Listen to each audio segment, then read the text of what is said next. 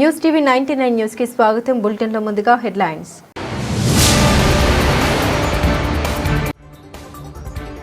పెద్దపల్లి జిల్లా కాల్వ శ్రీరాంపూర్ మండలం మొట్లపల్లి గ్రామంలో కలకలం. పూజల పేరుతో నమ్మించి దంపతుల దగ్గరున్న నగదు బంగారాన్ని దోచుకెళ్లిన అగంతక ముఠ.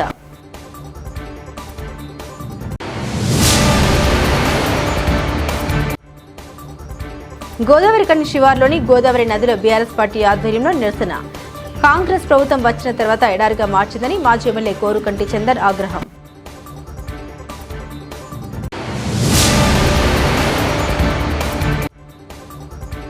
మార్చి 31 మంగళవారం రోజున వీర హనుమాన్ విజయయాత్ర, హనుమాన్ జయంతి శోభయాత్ర వివరాలు వెల్లడించిన విశ్వ హిందూ పరిషత్, బజరంగ్ దళ్ నాయకులు.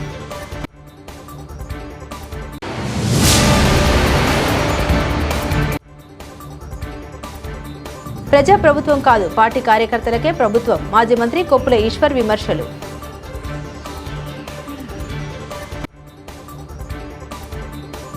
పెద్దపల్లి జిల్లా కాల్వ శ్రీరాంపూర్ మండలం మొట్లపల్లి గ్రామంలో పూజల పేరుతో నమ్మించి దంపతుల దగ్గరున్న నగదు బంగారాన్ని ఒక అగంతక మూట దోచుకెళ్లింది.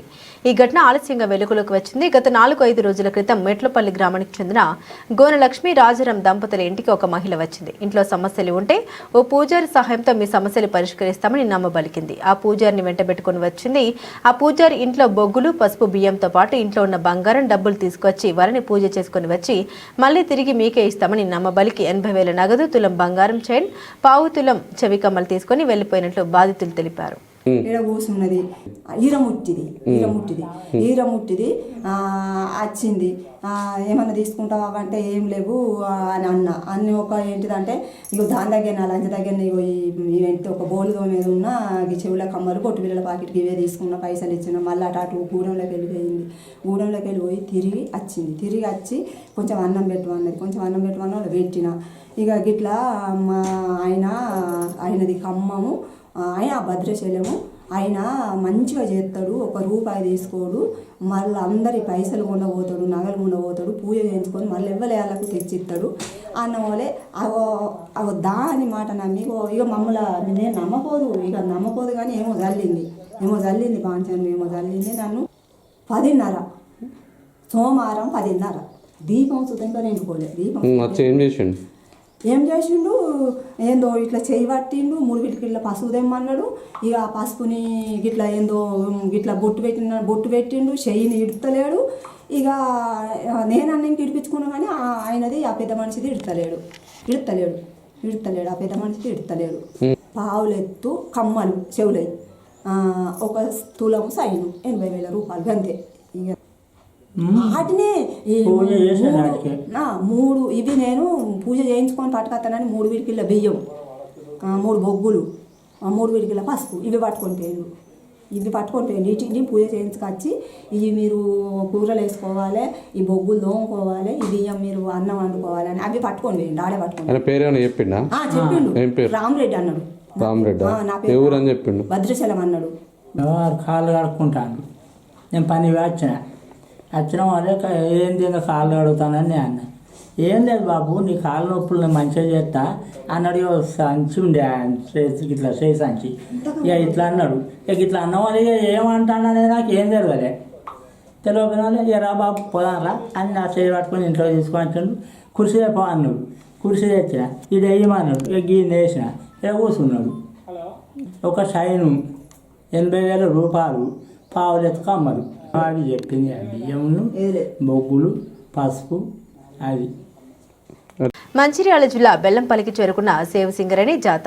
ఏఐటీసీ అధ్యక్షుడు వాసిరెడ్డి సీతారామయ్య కామెంట్స్. సింగరేణిలో రాజకీయ జోక్యం పెరిగిపోయింది. మంత్రులు, ఎమ్మెల్యేలు, ఎంపీలు సింగరేణి అధికారులపై అజమాయిషీ చేస్తున్నారని ఆరోపణ. సిఎన్ఎండీలు ప్రభుత్వానికి తొత్తులుగా మారారని విమర్శించారు. సింగరేణి నిధులను ఇతర జిల్లాల అభివృద్ధికి మళ్లిస్తున్నారని విమర్శించారు. ముఖ్యమంత్రి రేవంత్ రెడ్డి ఫుట్బాల్ క్రీడా కోసం సింగరేణి నుండి 50 కోట్ల నిధులను కేటాయించారని మండిపడ్డారు. ఎమ్మెల్యే, ప్రతి మంత్రి, ప్రతి ఒక్కళ్ళు సింగరేణినే ఇచ్చేస్తా ఉన్నారు. కోట్లాది రూపాయలు సింగరేణి నుండి తీసుకుంటా ఉన్నారు. ఇవాళ సింగరేణి నుండి ₹1,000 కోట్ల డిఎంఎఫ్టి నిధులు, సిఎస్ఆర్ నిధులు ఇస్తే ఇవాళ మన బెల్లంపల్లి పట్టణం చూస్తే మనం ఆ నుంచి అట్లా పోయి ఇక్కడికి వచ్చేవరకు 16 గోతులు ఉన్నాయి ఈ రోడ్డు మీద. మరి ఏమవుతున్నాయి ఈ డబ్బులన్నీ? ఈ డబ్బులన్నీ తీసుకుపోయి ఎక్కడో పెడతా ఉన్నది. ఆ ప్రభుత్వం నేర్పింది, వీళ్ళు ఇంకా బాహాటంగా దాన్ని ఇచ్చేస్తూ ఉన్నారు. ఆనాడు మనం చెప్పినాం సీసీ కెమెరాలు కొనడానికి, లేకపోతే సిద్దిపేటలో ఇంకో దానికి, సిరిసిల్లలో ఇంకో దానికి సింగరేణి డబ్బు వాడినరాయని చెప్తే ఇవాళ ఏకంగా ముఖ్యమంత్రి ఫుట్బాల్ ఆడటానికి సింగరేణి నుంచి 50 కోట్ల రూపాయలు తీసుకుపోయిన పరిస్థితి వచ్చింది. అంటే ఇవాళ వాళ్ళ ప్రయోజనాల కొరకు, ఈ రాజకీయ పార్టీల ప్రయోజనాల కొరకు సింగరేణి డబ్బుని కోట్లాది రూపాయలు తీసుకుంటా ఉన్నారు. ఈ సింగరేణి సిఎండ్ఎండీలు మరి వాళ్ళు ఈ సింగరేణికి సిఎండ్ఎండీలా లేకపోతే వాళ్ళు రాష్ట్ర ప్రభుత్వానికి ఇదా అర్థం కాని పరిస్థితి. వాళ్ళు సింగరేణి ప్రతిదాన్ని కూడా ప్రభుత్వం చేతుల్లోనే పెడతా ఉన్నారు. ఒకనాడు తెలంగాణ రాష్ట్రం ఏర్పడక ముందు ఉమ్మడి రాష్ట్రం ఉన్నప్పుడు వైఎస్ రాజశేఖర రెడ్డి ప్రభుత్వంలో కానీ, చంద్రబాబు నాయుడు ప్రభుత్వంలో కానీ, ఎన్టీ రామారావు ప్రభుత్వంలో కానీ, ఇంకెవరి ప్రభుత్వంలో కూడా సింగరేణి నుంచి ₹1 వాళ్ళు తీసుకోవడం కానీ, సింగరేణి డబ్బు తరలించకపోవడం కానీ, సింగరేణిలో వాళ్ళ జోక్యం కానీ ఉండేది కాదు. తెలంగాణ రాష్ట్రం వచ్చిన తర్వాత టీఆర్ఎస్ గవర్నమెంట్ మెల్లమెల్లగా సింగరేణిలో ఏలు పెడితే ఇవాళ వీళ్ళు వచ్చి కాలు పెట్టారు. ఈ ప్రభుత్వం వచ్చి ఇవాళ అన్నిటికీ సింగరేణిని వాడుకుంటా ఉన్నారు. అంతేకాదు ఇవాళ సింగరేణిలో కార్మికుడు ఏదైనా చిన్న తప్పు చేస్తే విజిలెన్స్ డిపార్ట్మెంట్ పెడతారు, ఎంక్వైరీలు పెడతారు, యాక్షన్లు తీసుకుంటారు. మరి సింగరేణికి రానటువంటి బొగ్గుని 6 మిలియన్ టన్నులు పోయిన సంవత్సరం బొగ్గును కలిపి లాభాలు 6,000 కోట్ల రూపాయలు వచ్చినాయని గవర్నమెంట్కి దాని మీద ట్యాక్సులు కట్టి మరి దాని మీదనే డబ్బులు ఇస్తే ఇవాళ వచ్చిన సిఎండ్ఎండి పోయిన సంవత్సరం 6 మిలియన్ టన్నులు తక్కువ వచ్చింది. ఈ సంవత్సరం వచ్చే బొగ్గుని దానిలో కలపాలంటున్నాం. అంటే దీనికి ఎవరు బాధ్యులు? మరింత పెద్ద ఘోరం చేసినటువంటి అధికారుల మీద ఎవరు చర్య తీసుకోవాలి? కంచే చేను వేసినట్టుగా ఇవాళ ఈ ప్రభుత్వం సింగరేణి అధికారులు కుమ్ముక్కై ఇవాళ ఈ సింగరేణి దివాలా తీసే పరిస్థితి తీసుకొచ్చాడు. ఒక ఆయన చెప్తాడు, నిన్నటి దాకున్న సిఎండ్ఎండి మనది ఇంటర్నేషనల్ కంపెనీ అవుతుంది, బొగ్గే కాదు బంగారం తీద్దాం, రాగి తీద్దాం, ఆ రాష్ట్రంలో రాగి, ఈ రాష్ట్రంలో బంగారం, ఇంకో దేశంలో బొగ్గు, ఇంకో దగ్గర కరెంట్ అని చెప్పిండు. ఈ సిఎండ్ఎండి వచ్చి ఇంకా 2-3 నెలలు అయితే మనం జీతాలు ఇవ్వలేని పరిస్థితి వస్తుందంటాడు. కాళేశ్వరం ప్రాజెక్టులో భాగంగా నిండుకుండలా ఉండే గోదావరిని కాంగ్రెస్ ప్రభుత్వం వచ్చిన తర్వాత ఎడారిగా మార్చిందని రామగుండం మాజీ ఎమ్మెల్యే కోరుకంటి చందర్ ఆగ్రహం వ్యక్తం చేశారు. పెద్దపల్లి జిల్లా గోదావరికని శివార్లోని గోదావరి నదిలో బీఆర్ఎస్ పార్టీ ఆధ్వర్యంలో నిరసన కార్యక్రమాన్ని చేపట్టారు. మాజీ ఎమ్మెల్యే కోరుకంటి చందర్ స్థానిక నాయకులు పాల్గొని గోదావరి ఇసుకలో క్రికెట్ అష్టాచెమ్మ ఆటలు ఆడి ప్రభుత్వానికి వ్యతిరేకంగా నినాదాలు చేస్తూ నిరసన తెలిపారు. అనంతరం ముఖ్యమంత్రి రేవంత్ రెడ్డికి పిండ ప్రదానం చేశారు. ప్రతి ఎకరానికి నీళ్లు అందించాలని, ప్రతి ఇంటికి తాగునీరు అందించాలని, ప్రతి పరిశ్రమకు నీళ్లు అందించాలనేటువంటి లక్ష్యం కొద్దీ తెలంగాణ ఉద్యమ మహానాయకులు, తెలంగాణ తొలి ముఖ్యమంత్రి వర్యులు కేసీఆర్ గారు కాళేశ్వరం ప్రాజెక్టును నిర్మాణం చేయడం జరిగింది. ఎన్నికల సమయంలో దొంగ మాటలు, దొంగ అబద్ధపు ప్రచారాలతోని కాళేశ్వరం ప్రాజెక్టు కూలిపోయిందని చెప్పేసి అబద్ధపు ప్రచారాలు చేసి ఆ అబద్ధాన్ని నిజం చేయడం కోసం గత 800 రోజులుగా 2 సంవత్సరాలుగా ఈ యొక్క ప్రాజెక్టు చిన్న పిల్లర్ను రిపేర్ చేయనటువంటి పరిస్థితి.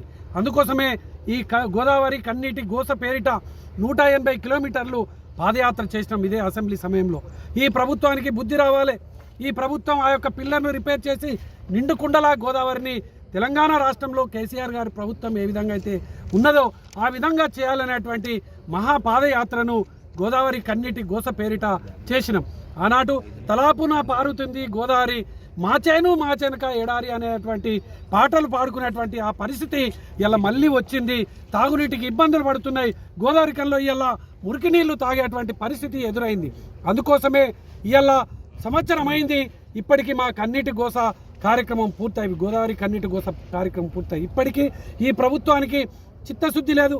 ఈ ప్రభుత్వం ఇప్పటికీ ఆ యొక్క పోల్ను రిపేర్ చేయకపోగా ఈ యొక్క గోదావరి ఎండిపోయింది. అందుకోసమే ఇలా మళ్ళీ గోదావరిలో ఇలా క్రికెట్ పోటీలు, మహిళా సోదరిమణులు ఇలా ఇక్కడ అష్టచెమ్మ ఆటలు ఆడుతున్నటువంటి పరిస్థితి ద్వారానైనా, ఈ యొక్క నిరసన ద్వారానైనా ఈ యొక్క ప్రభుత్వానికి బుద్ధి రావాలి. అందుకోసమే రేవంత్ రెడ్డికి సంవత్సరం అయింది కాబట్టి ఇలా ఆయనకు పిండం ప్రదానం కూడా మేము చేయడం జరుగుతూ ఉన్నది. ఈ యొక్క పిండం ప్రదానం చేస్తున్నటువంటి సందర్భంగా ఇప్పటికైనా రేవంత్ రెడ్డికి బుద్ధి వచ్చి గోదావరిని నిండుకుండలాగా చేయాలి. మొన్న మహాశివరాత్రి నాడు కూడా ఇక్కడికి వస్తే కనీసంగా స్నానం చేయడానికి నీళ్లు లేవు. మురికి నీళ్ళల్లో స్నానం చేసేటువంటి దుర్మార్గమైనటువంటి పరిస్థితి ఇవాళ ఈ ప్రాంతంలో నెలకొన్నది. కాబట్టి ఇప్పటికైనా రేవంత్ రెడ్డి బుద్ధి తెచ్చుకోవాలి.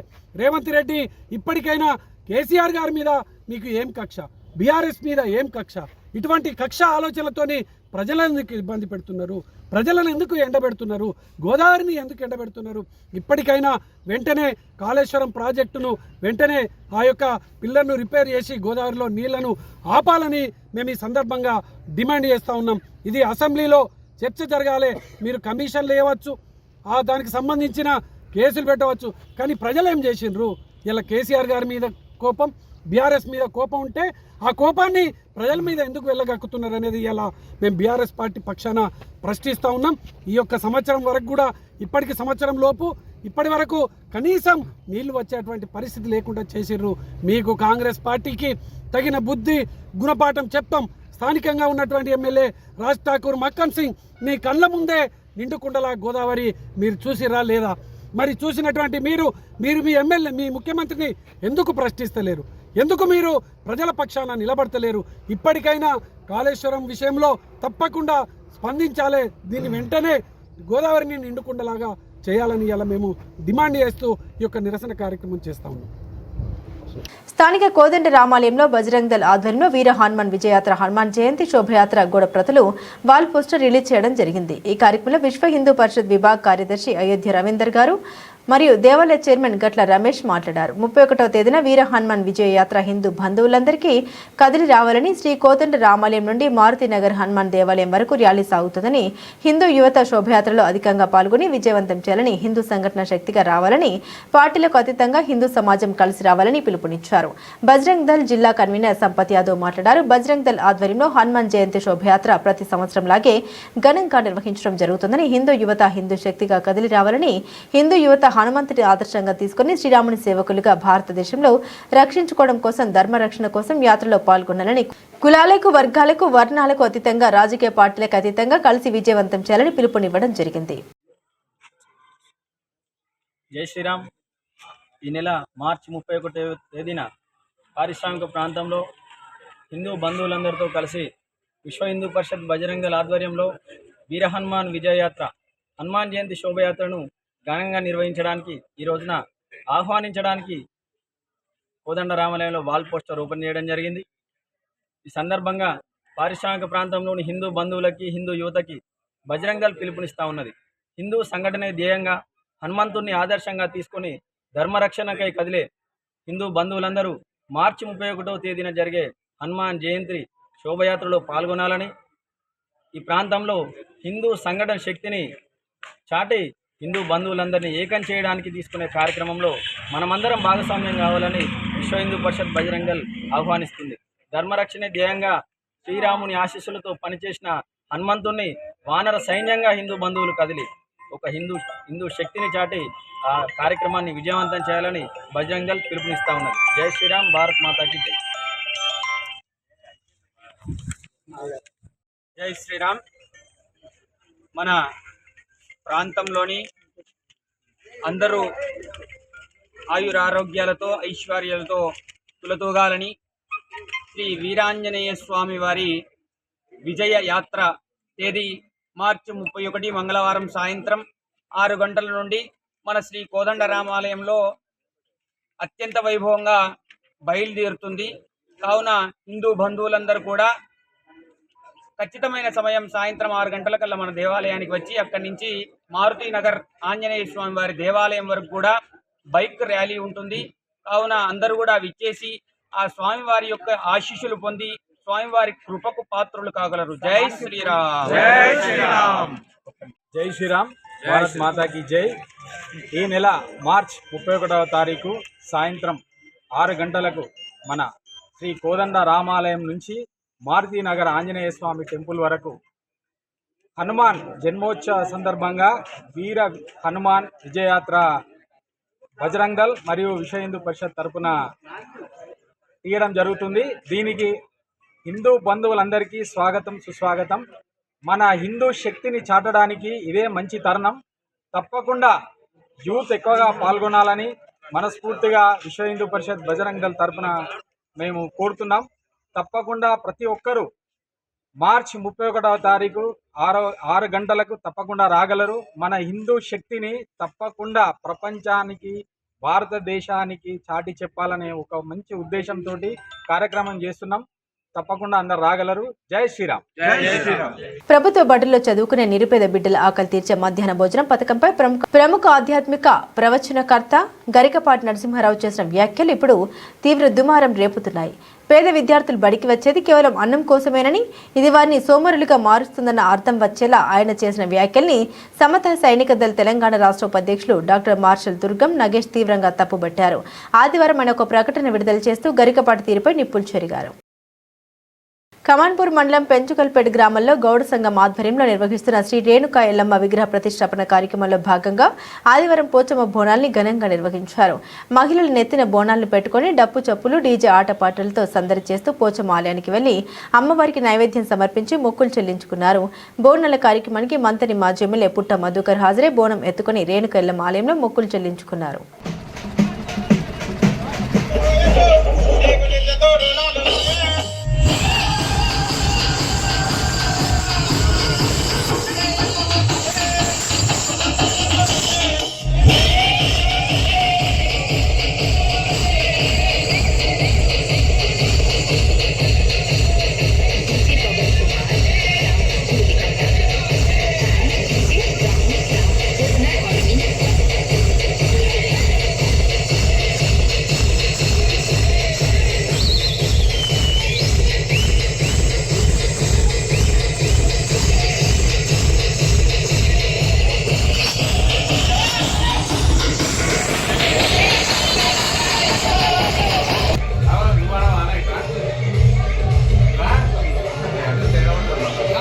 పెద్దపల్లి జిల్లా సుల్తానాబాద్ కాట్నపల్లి సమీపంలో ఒక కారు బీభత్సం సృష్టించింది. హైవే రోడ్డు పక్కనే ఉన్న గొర్రెల మందపైకి ఒక్కసారిగా కారు దూసుకెళ్లింది.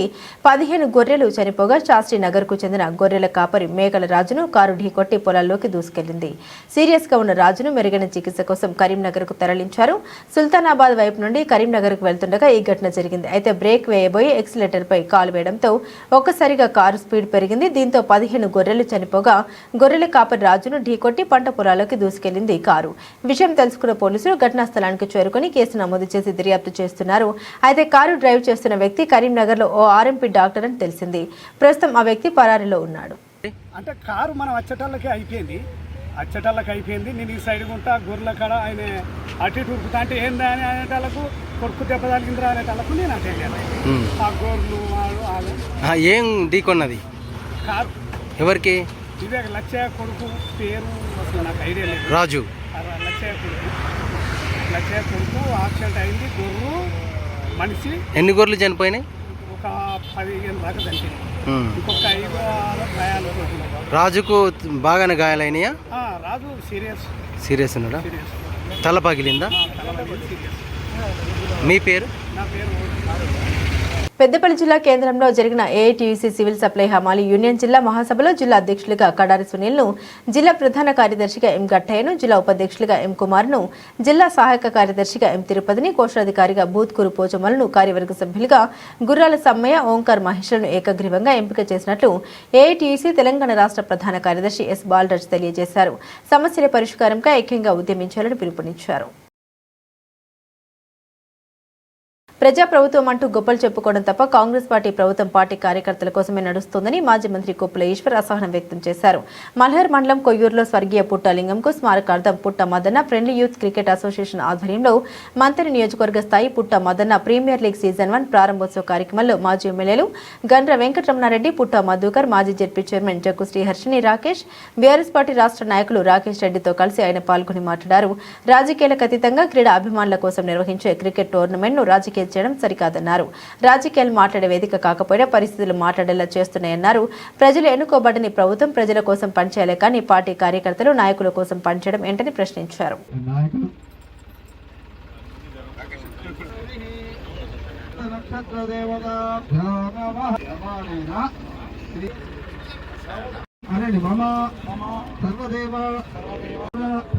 ముఖ్య అతిథులుగానే భావించి మన అతిథులను గౌరవించుకోవడానికి అంటే వేదిక మీదకి రావాల్సిన వాళ్ళే నియంత్ర పోకడలతోటి మన మంత్రిని చీకటి పాలన చేసిందో వాళ్ళు మళ్ళీ అదే ప్రయత్నం. ముఖ్య అతిథి అయినటువంటి మాజీ మంత్రివర్యులు కుక్కల ఈశ్వర్ గారికి, అదేవిధంగా మాజీ శాసనసభ్యులు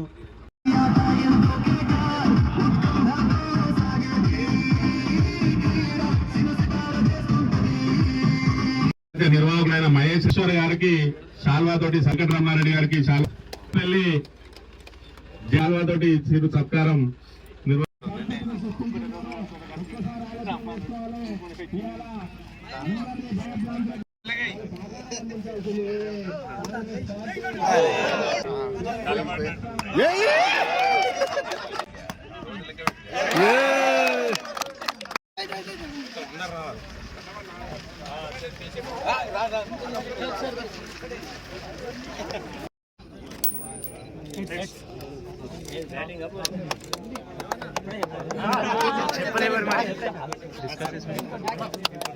కాంగ్రెస్ ప్రభుత్వం ఏర్పడిన 100 రోజుల్లో 6 గ్యారంటీలు 420 హామీలు అమలు చేస్తామని చెప్పిన ముఖ్యమంత్రి రేవంత్ రెడ్డి 800 రోజులు గడిచినా పూర్తి చేయలేదని, ప్రజలు ఆశగా ఎదురు చూస్తున్న హామీలు అమలు కాకపోవడంతో ప్రజల పక్షాన బీఆర్ఎస్ పార్టీ భవిష్యత్ కార్యాచరణ తీసుకోబోతుందని రామగుండం మాజీ ఎమ్మెల్యే బీఆర్ఎస్ పార్టీ జిల్లా అధ్యక్షుడు కోరుకంటి చందర్ తెలిపారు.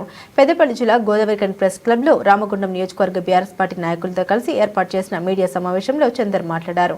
బీఆర్ఎస్ ప్రభుత్వం ప్రవేశపెట్టిన సంక్షేమ పథకాలను ఎందుకు అమలు చేయడం లేదో కాంగ్రెస్ నాయకులు సమాధానం చెప్పాలన్నారు.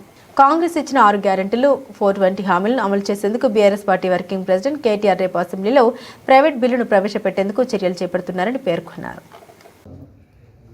BRS party working president KT Ramarao అన్న గారు అభయహస్తం హామీలు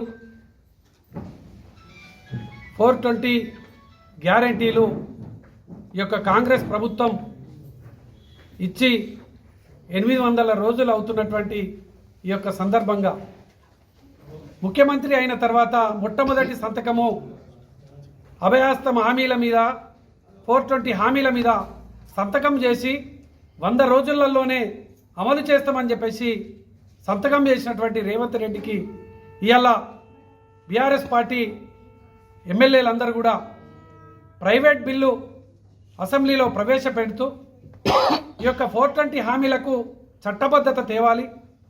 ఈ యొక్క చట్టబద్ధత వస్తే ప్రతి ఒక్క పేద కుటుంబానికి ఇలా 2500 రూపాయలు ఇస్తానటువంటి ఈ యొక్క మహిళలకు గృహలక్ష్మి పథకం కింద వచ్చేటువంటి 4000 రూపాయలు వృద్ధులకు పెన్షన్ కానీ, తులం బంగారం కానీ, విద్యార్థులకు స్కూటీలు, దళితులకు అభయహస్తం, ఇవన్నీ కూడా చట్టబద్ధత తెచ్చినట్టయితే అన్నీ కూడా అమలవుతాయి. కాబట్టి కేసీఆర్ గారు ఇలా ఈ యొక్క నిర్ణయానికి వచ్చినటువంటి సందర్భంగా కేటీ రామన్న ఈ యొక్క బిల్లులను ప్రవేశపెడుతున్నటువంటి సందర్భంగా పార్టీలకు అతీతంగా, జెండాలకు అతీతంగా ఈ యొక్క ప్రజలకు న్యాయం చేయాలి, ఇచ్చినటువంటి హామీలను అమలు చేయాలనేటువంటి డిమాండ్ మీద పెడుతున్నటువంటి ఈ యొక్క బిల్లుకు తప్పకుండా ఈ యొక్క స్థానికంగా ఉన్నటువంటి ఎమ్మెల్యేలు అందరూ కూడా ఈ యొక్క బిల్లుకు మద్దతు తెలపాలి. ప్రజలకు ఇచ్చినటువంటి హామీ మీద ఉన్నటువంటి చిత్తశుద్ధిని ప్రదర్శించాలని ఈ సందర్భంగా బీఆర్ఎస్ పార్టీ పక్షాన మేము డిమాండ్ చేస్తూ ఉన్నాం. ఈరోజు ఈ యొక్క హామీలను ఎన్నికల సమయంలో ఇచ్చి ఏదో తప్పించుకుంటామనంటే ఊరుకునేది లేదు. ఖచ్చితంగా అడుగడుగున ప్రశ్నిస్తాం. మీరు అసెంబ్లీలో మీ యొక్క నైజాన్ని, మీ యొక్క ఆలోచనలు తప్పకుండా ఈ యొక్క రేవంత్ రెడ్డి ప్రభుత్వానికి బుద్ధి వచ్చేటువంటి విధంగా ఎమ్మెల్యేలందరూ కూడా తప్పకుండా ఈ యొక్క ప్రైవేట్ బిల్లుకు మద్దతు తెలపాలని కూడా బీఆర్ఎస్ పార్టీ పక్షాన మేము పిలుపునివ్వడం జరుగుతూ ఉన్నది. బులెటిన్ ముగించే ముందు హెడ్లైన్స్ మరోసారి.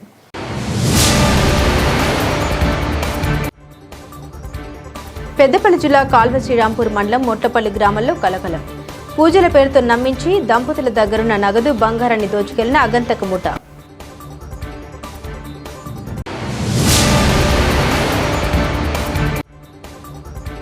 గోదావరిఖని శివార్లోని గోదావరి నదిలో బీఆర్ఎస్ పార్టీ ఆధ్వర్యంలో నిరసన. కాంగ్రెస్ ప్రభుత్వం వచ్చిన తర్వాత ఎడారిగా మార్చిందని మాజీ ఎమ్మెల్యే కోరుకంటి చందర్ ఆగ్రహం.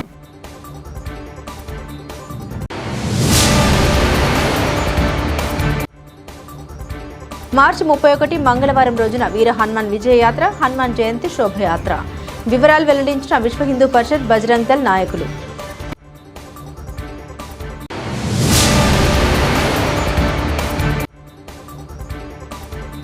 ప్రజా ప్రభుత్వం కాదు, పార్టీ కార్యకర్తలకే ప్రభుత్వం. మాజీ మంత్రి కొప్పుల ఈశ్వర్ విమర్శలు.